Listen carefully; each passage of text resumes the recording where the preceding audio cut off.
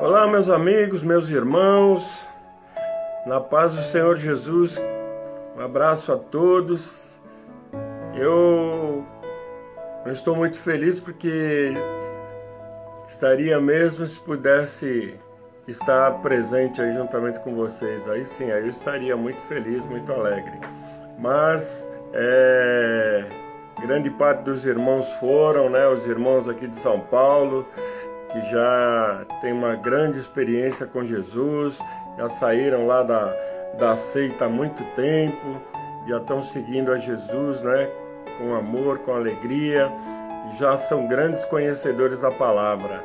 Então eles podem falar com todos os irmãos aí, pregar a palavra de Deus, cantar, louvar ao Senhor com alegria. E aproveitem bastante, bastante mesmo, sabe?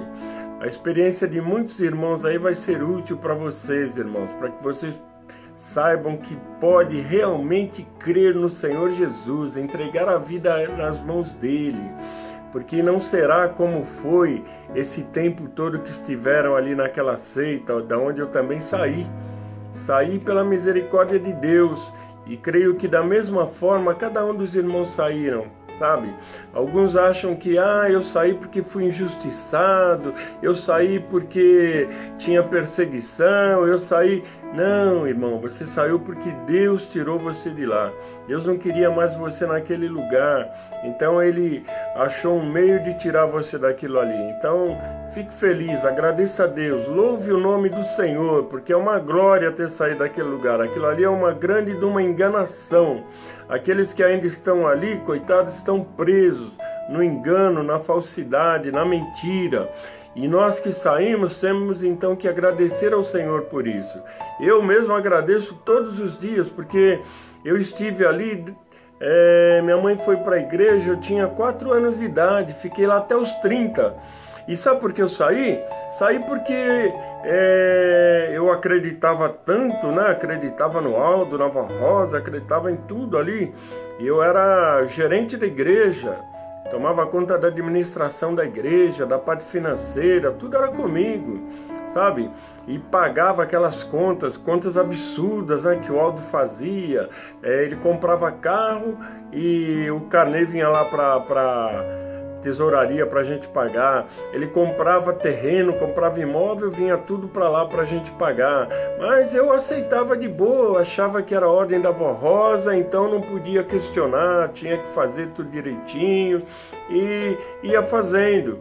Nunca vi nada de errado. Isso aí ainda era de menos, porque tinha também o outro lado, que ele mandava aquelas mulheres, amantes que ele tinha por aí, iam lá buscar dinheiro, e a gente pagava a prestação de carro daquela dona Edith lá. Eu paguei tanta prestação de carro daquela mulher lá, entendeu? E achava que era tudo certo, mas graças a Deus, um dia eu, por estar muito cansado de tanto trabalho para a igreja, que a gente trabalhava lá, tinha dia que a gente ficava até 3 horas da manhã lá, contando oferta para no dia seguinte levar para o banco. Não podia demorar muito para fazer os depósitos, porque tinha as contas que iam vencer, na verdade. E a gente se dedicava, fazia tudo o que precisava.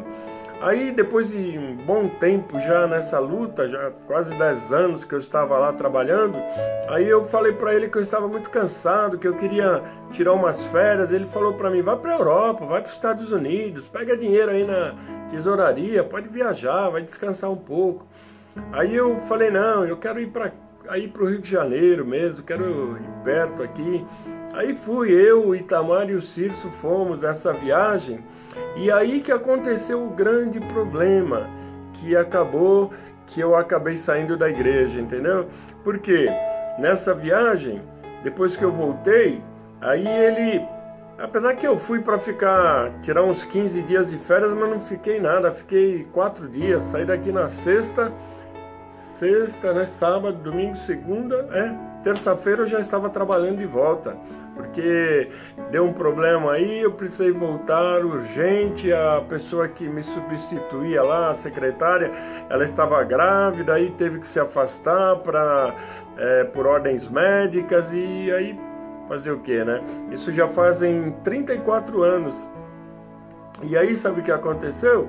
quando eu voltei, aí ele começou a dizer lá, não sei por que cargas d'água, ele falou para Dona Odete que lá no Rio de Janeiro eu estava com mulheres lá na praia, tal, que eu estava desobedecendo a disciplina da igreja. Aí eu falei para ele, mas de onde o senhor tirou isso? Porque é mentira? Eu falei, claro que é mentira, isso não aconteceu. Aí ele virou para Dona Odete e falou, tá vendo, Dona Odete? A avó me mostra as coisas e ele fala que é mentira. Aí quando ele me falou isso, eu falei, o quê? A avó que falou isso? Falei, então tá bom.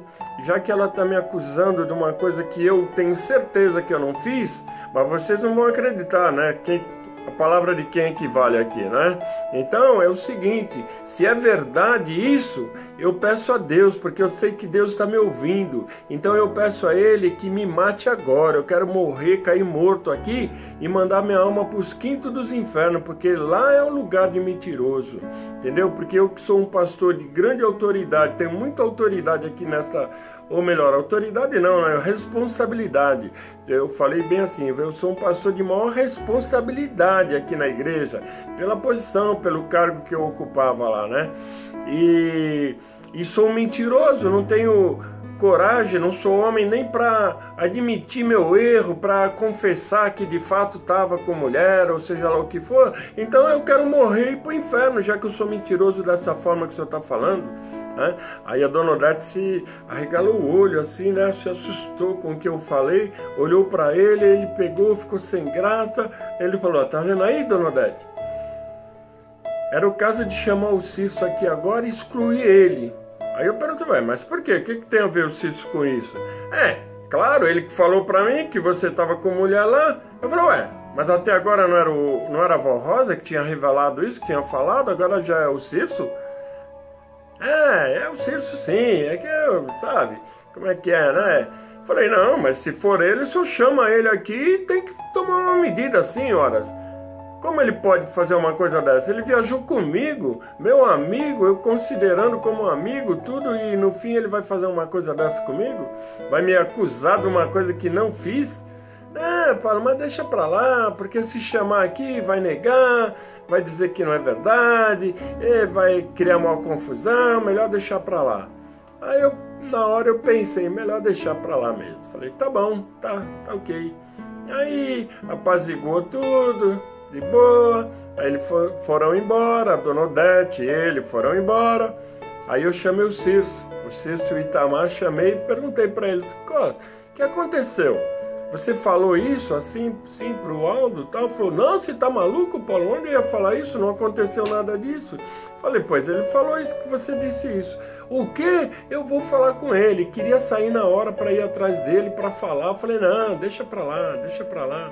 Deixa, porque agora nós estamos vendo qual que é a atitude dele, né? Ele gosta de mentira? Vamos ver até onde vai essas mentiras. Agora nós vamos prestar atenção nas atitudes dele para saber, porque até aqui a gente estava engolindo tudo, fazendo tudo que ele mandava, mas a partir de agora vamos ver como é que vai ficar. Então a partir daí eu abri meu olho, eu comecei a ver. Foi aí que eu comecei a perceber, porque coisas que eu pensava antes, achava que não era certo, mas como ele mandava e ele era o representante da Vó Rosa, né? Então aceitava tudo que ele mandava, mesmo que eu não concordasse muito, mas eu acabava aceitando. A partir desse dia, aí já mudou, né? Às vezes ele falava alguma coisa que eu não concordava, eu já refutava, eu dizia, ei, mas por que isso? Para que isso? Então aí, né, a coisa já começou a piorar. E não foi essa única mentira não, teve outras mentiras mais. Então eu não estou falando aqui como revanchismo, porque é verdade. Eu comecei a observar e aí eu comecei a ver uma, outra, muitas mentiras. Então eu posso dizer que ele não é de Deus, nunca foi de Deus, porque nunca foi mesmo. Eu tenho provas disso, eu vi isso, eu constatei. Não só eu, o Itamar, o Cício e tantos outros, né? E depois quantos outros mais, né? Esses irmãos aí que estão indo de São Paulo e outros que estão vindo de outros lugares, todos eles viram, todos eles constataram. Aquelas provas que tem lá no blog do Martinho, aquilo tudo é real, é verdadeiro, não é nada mentira não. Foi processado, abusou de irmãs da igreja, de fora, né? Os do mundo são do mundo mesmo, né? Troca, favores, né, por sexo e tudo mais, aí que não se pode dizer nada. Mas as da igreja que foram enganadas, né, as da igreja que foram vítimas, né, porque alguns dizem, porque ficou tanto tempo fazendo, porque também gostou, porque também queria, mas, puxa vida, a gente tem que levar em consideração que ele era aquela influência que ele tinha, né? E sobre as pessoas, dizer que ele era de Deus, dizer que a avó falava com ele, que ele sabia o que as pessoas tinham, sabia até o que as pessoas pensavam, não dizia até que ele era o Todo-Poderoso, como cantaram lá. Então, irmãos, não dá para julgar as irmãs por causa dessas coisas que aconteceram, né? Então, na verdade, meus irmãos, o que acontece é que nós temos que acreditar que só existe um Salvador, só existe um cujo nome foi dado acima de todos os nomes. É o único que pode salvar, o único que pode nos levar para a glória de Deus, o único que tem um reino para o qual vai levar todos aqueles que lhe forem fiéis. E o nome dele é Jesus Cristo. O apóstolo Pedro falou lá em Atos capítulo 4, versículo 11 e 12, ele falou assim, falando lá com as autoridades lá dos judeus, né? Então ele disse, ele, falando de Jesus, é a pedra que foi rejeitada por vós, os edificadores, a qual foi posta por cabeça de esquina. E em nenhum outro há salvação, porque também debaixo do céu nenhum outro nome há dado entre os homens pelo qual devamos ser salvos. Ou seja, só o nome de Jesus, só Jesus Cristo. Esse negócio de rosa, esse negócio de Aldo, tudo falsidade, tudo mentira, tudo planos do diabo para tirar a possibilidade daqueles que o seguem, daqueles que creem, que acreditam nessas mentiras, de poderem alcançar a salvação, de alcançar a vida eterna. Por isso que eu falei que nós temos mais a que agradecer a Deus de termos tido os olhos abertos, de termos saído daquele lugar, entendeu? Eu já saí há 33 anos, graças a Deus. Tem gente que saiu até mais tempo do que eu, saiu antes de mim, como a Madalena, o Dácio, outros tantos aí, né? Mas tem irmãos que estão saindo agora. Depois que nós saímos, ainda teve muitos que vieram, que entraram nessa fria, né? E hoje estão se libertando. Mas creiam que só Jesus pode salvar. Só Jesus tem a vida eterna para nos dar. Entendeu? Ele falou lá no livro de João, no capítulo Evangelho de João, capítulo 14, versículo 6, ele diz assim: eu sou o caminho, a verdade e a vida, e ninguém vem ao Pai senão por mim. Então ele é o único caminho, está declarado. Ele é Deus, porque ele veio da glória de Deus, ele vivia lá com o Pai desde a eternidade, desde sempre ele viveu com o Pai. Ele é pré-existente, ele não foi criado como nós, como o mundo, como todas as coisas. Ele já existia com o Pai. E ele diz que ele é o único caminho que leva a Deus. Não existe outro, irmãos, não existe. Não se iluda mais com isso. Você que já saiu, já se libertou dessa seita, não entre em outra, entendeu? Não entre em outra, não volte atrás, não volte atrás não. Guarda Jesus no teu coração, vai para uma igreja evangélica para você aprender o caminho da verdade, para aprender a conhecer a Cristo Jesus, saber quem Ele é. Quando eu saí da igreja, o Isaías me apresentou, depois de muitos anos também, porque eu saí e ainda continuei acreditando naquilo, achando que aquilo era de Deus, porque ele eu sabia que não era, mas e a avó Rosa? Eu achava que a avó Rosa era certa. E eu só fui entender a verdade e saber que ela também não era certa depois que o Isaías me apresentou um livro que ele me ofereceu para eu ler, e a princípio eu não aceitei. Falei, não, negócio de crente eu não gosto, eu não quero não, deixa para lá. Mas daí ele deixou lá na gaveta do meu trabalho, e no dia seguinte, no final de semana, que era meu plantão, eu encontrei lá esse livro aqui, ó, O Nome de Jesus. Foi escrito pelo missionário Kenneth Hagin, é um missionário americano, ele já faleceu agora. E eu vi o testemunho dele que constava no verso do livro, aqui nessa parte de baixo aqui, o testemunho do Kenneth Hagin. E eu vi isso daqui, eu li, Aí quando eu li isso daqui, me deu uma curiosidade de ver o que falava esse livro na verdade, porque nesse testemunho diz que ele, com 16 anos, já estava condenado à morte, estava no hospital, e lá ele clamou pelo nome do Senhor, porque ele leu aquela passagem, né, de Marcos 11, 23 e 24, aí ele creu, e ele clamou pelo nome do Senhor, e naquele livro que eu li, nesse daqui já é mais atual, naquele lá dizia que 50 anos depois ele já ainda estava pregando o Evangelho, ou seja, ele não morreu nos 16, não é verdade? E aqui já fala em 70 anos. Mas a partir daquele livro eu conheci a Cristo Jesus, conheci a salvação da minha vida, entendeu, irmãos? Eu li aquele livro no sábado e no domingo. Na sexta-feira o Isaías me apresentou o livro, eu não quero, não gosto de crente, não gosto de coisa de crente. Quando foi na segunda-feira que o Isaías chegou, ele encontrou uma outra pessoa, ele encontrou um crente, eu já era crente, E quando eu terminei de ler esse livro, eu cheguei em casa, vi a situação da minha filha, que ela vivia sempre tendo problema, porque ela sofria com sinusite desde que nasceu, e ela tinha 3 anos.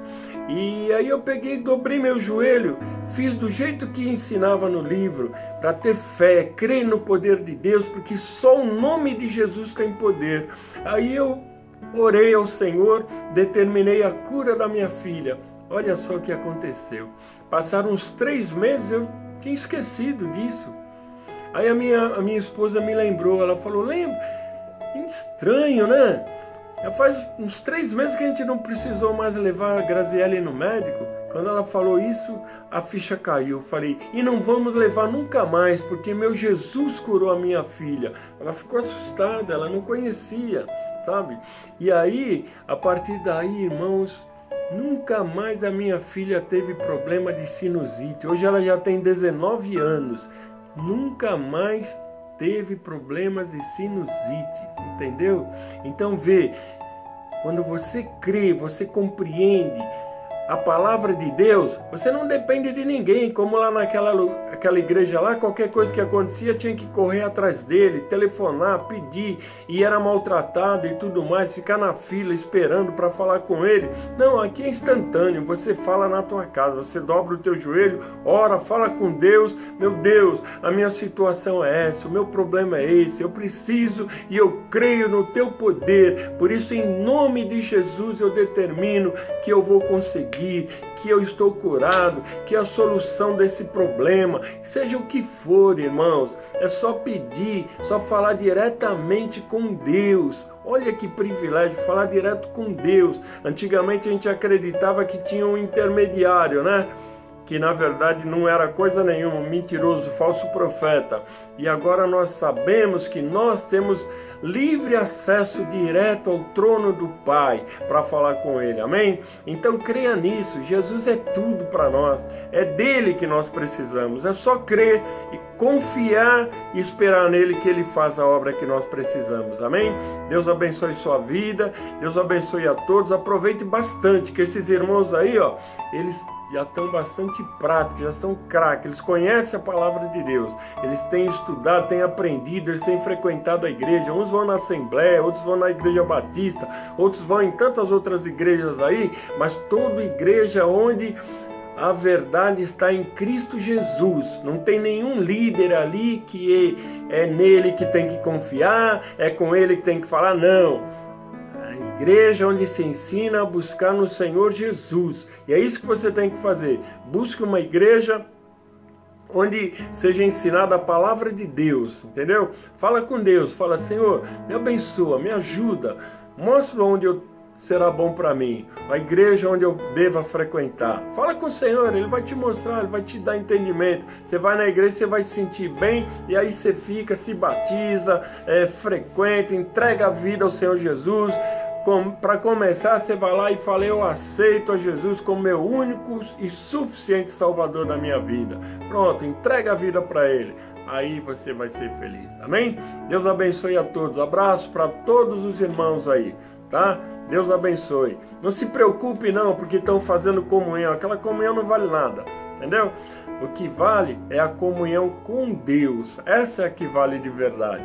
E essa, se você louvar o nome dele com sinceridade, se você tiver o teu coração voltado para ele, você já está em comunhão com ele. E depois a ceia do Senhor, você vai participar lá na igreja que você passar a frequentar, tá? Então que Deus abençoe a sua vida, abençoe a todos nós em nome de Jesus. Amém? Um abraço a todos. Fiquem com Deus.